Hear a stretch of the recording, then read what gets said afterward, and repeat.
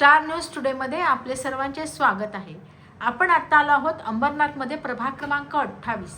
प्रभाग क्रमांक 28 मध्ये मोनिका ताईंना आज शिवसेनेतर्फे उमेदवारी देण्यात आली आहे आणि ते निवडणुकीच्या रिंगणात उतरले आहेत. आपण आता त्यांच्याशी संवाद साधणार आहोत आणि जाणून घेणार आहोत प्रभाग क्रमांक 28 ची आता सध्या स्थिती काय आहे. नमस्कार मोनिका ताई. नमस्कार. बरं, काय सांगाल तुम्ही आज निवडणूक तुम्हाला आज लढवावीशी का वाटली? नमस्कार, मी मोनिका श्रीधर रिंजड, प्रभाग क्रमांक 28 अ मधून शिवसेनेची अधिकृत उमेदवार आहे. मला समाजकारणाची पूर्वीपासून आवड आहे आणि त्यातच विजूदादांकडे येणारे सगळेजण म्हणजे सगळी माणसं त्यांच्या समस्या घेऊन यायचे. त्याच्यामुळे ते मला बघून ते दादा त्यांची समस्या सोडवायचे ते बघून मला समाजकारणाची आवड निर्माण झाली. प्रभाग क्रमांक 28 हा महिलांसाठी राखीव आहे. त्याच्यामध्ये दादांनी मला संधी दिली. त्या संधीचं सोनं करण्यासाठी मी निवडणुकीत उभी राहिली.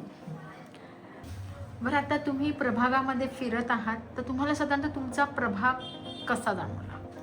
प्रभाग क्रमांक 28 हा दादांनी भरपूर त्याच्यात कामं केलेली आहेत. दादा माझी नगरसेवक म्हणून होऊन गेलेले आहेत. तर मी म्हणजे प्रभाग फिरताना त्यांची सगळी कामं बघितलेली आहेत. दादांची खूप कामं चालू आहेत. दादांनी बरीचशी कामं केलेली आहेत. ती थोडीफार कामं राहिलेली आहेत ती मी पूर्ण करण्याचा प्रयत्न करेन. आता प्रभागाच्या विकासाबरोबरच आपण वैयक्तिक विकासाकडे सुद्धा देखील लक्ष दिलं गेलं पाहिजे. तर त्या दृष्टीने तुमच्या प्रभागाच्या विकासाकरता तुम्ही कशा पद्धतीने वाटचाल करणार आहात? प्रभागात थोडीफार कामं राहिलेली आहेत. जसं पाण्याची टंचाई, पाणी, गटारी, कचरा, हे रस्त्याची कामं, ही अशी कामं राहिलेली आहेत. ती मी पूर्ण करण्याचा प्रयत्न करेन. विजय दादा, नमस्कार.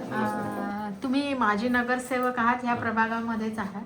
तर तुम्हाला वाटतं का की पाहिजे तेवढा विकास या प्रभागाचा झाला आहे म्हणून? हा, खूप विकास झालेला आहे या प्रभागाचा. शिव मंदिरचा आता कायापालट केलेली आहे खासदार सिंह साहेबांनी. आपल्याला मला तर भरपूर फंड दिलेले रस्त्यासाठी. टिपी रोड झाले आहेत, लोकनदीचे रस्ते चालू केले. आता आपण गॅस लाईन चालू केली आहे. गटर कामं आता चालू आहेत माझी संपूर्ण गावामध्ये.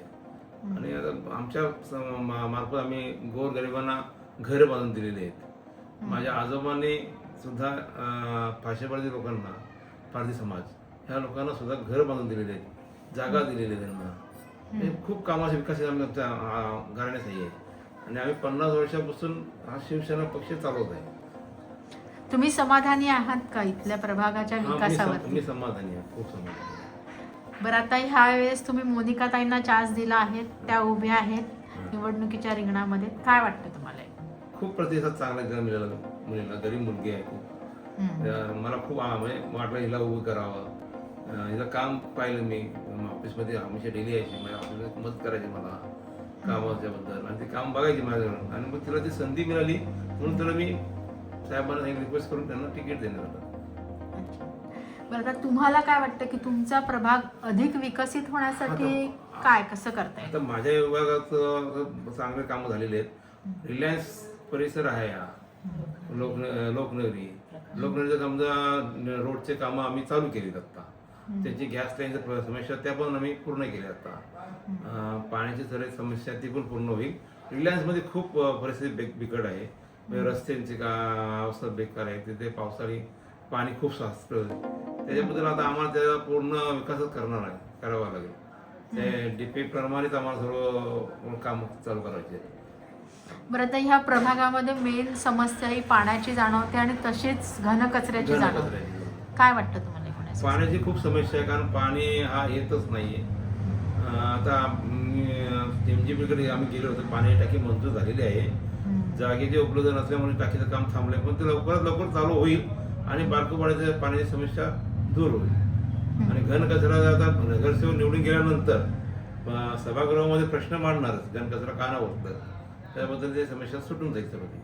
बरं, मतदारांनी शिवसेनेलाच निवडून द्यावं असं तुम्हाला काय वाटतं? कामाबद्दल आम्ही कामं चांगली करतो लोकांची. खासदार साहेबांनी आमचे कामं खूप चांगले, आमदार साहेबांनी खूप चांगली कामं केली आहेत. त्यामुळे आम्ही मतदार आम्हाला जे आहेत ते शिवसेनेवर मानतात सगळे. आणि पारधी समाज जो आहे हा म्हणजे दिघे साहेबांचा जटाई सेना म्हणून त्यांना ओळखले जाते.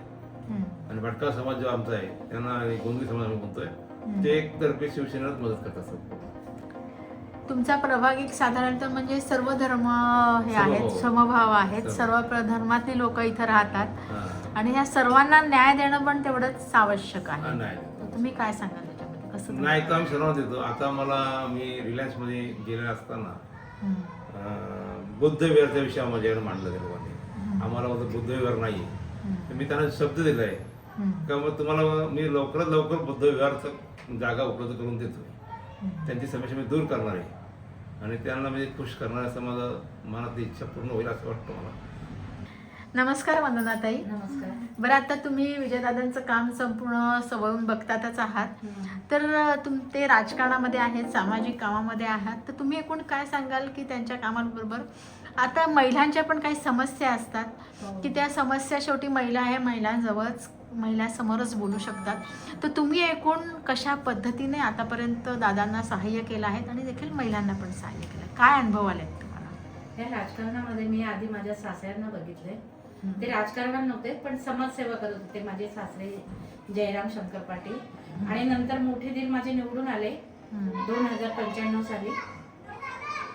भगवान जयराम पाटील हे मोठे धीर आहेत. हे निवडून आल्यानंतर सभापती पण झाले. तर हा प्रवास मी त्यांना बघितलाय, जवळून बघितलाय. किती लोक यायची समस्या घेऊन, त्यांची कामं बघितले. मोठ्या धीराने पण तेव्हा खूप कामं केली. त्याच्यानंतर माझे मिस्टर उभे राहिले विजय जयराम पाटील, तेही निवडून आले. त्याच्यानंतर आदिवासी वॉर्ड पडला सोनाली वाघे म्हणून, तिलाही निवडून दिलं. नंतर जयश्री पाटील निवडून आली, तिलाही निवडून दिलं आम्ही. आणि ही कामं मी माझं लग्न झाल्यापासून पाहत आले जवळून. दादांकडे खूप लोक यायचे, त्यांची कामं बघितले. पण ज्या महिला येतात त्या कधी कधी पुरुषांजवळ बोलू शकत नाही, काही प्रश्न असे, तर ते प्रश्न मी सोडवलेत त्यांचे, महिलांचे. खूप जवळून त्यांना बघितलेले आहे, त्यांची कामं बघितले दादांची पण. आणि हा प्रश्न सोडवण्याचं काम प्रयत्न पण मी करत आले आजपर्यंत आणि आधी करणार. का मी मोनिका श्रीधर इंजड, प्रभाग क्रमांक 28 मधून शिवसेनेची उमेदवार आहे. माझी निशाणी धनुष्यबाण आहे. तरी धनुष्यबाण या चिन्हासमोरील बटन दाबून प्रचंड बहुमताने विजयी करा. धन्यवाद. जय हिंद, जय महाराष्ट्र.